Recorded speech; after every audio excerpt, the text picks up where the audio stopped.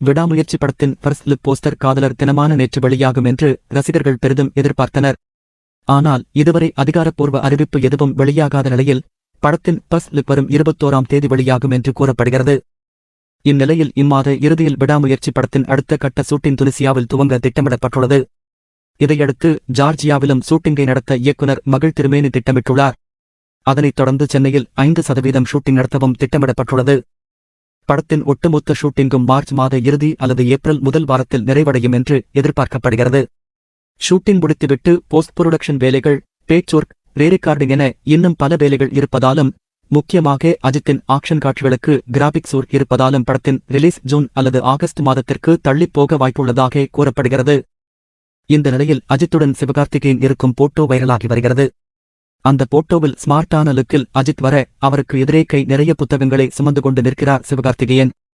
இது அஜித் நயன்தாரா நடிப்பில் 2008ஆம் ஆண்டு வெளியான ஏகன் ஷூட்டிங் ஸ்பாட்டில் எடுக்கப்பட்ட போட்டோ என்பது குறிப்பிடத்தக்கது. ஆனால் துரதிருஷ்டவசமாக அஜித்துடன் சிவகார்த்திகேயன் நடித்த அந்த சீன் எடிட்டிங்கில் நீக்கப்பட்டுள்ளது. அந்த புகைப்படம் மட்டும் எப்படியோ ட்விட்டரில் வெளியாகி வைரலாகி வருகிறது.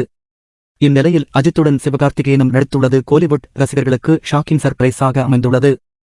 தற்போது நடிகர் சிவகார்த்திகேயன் SK21 படத்தில் நடித்து வருகிறார்.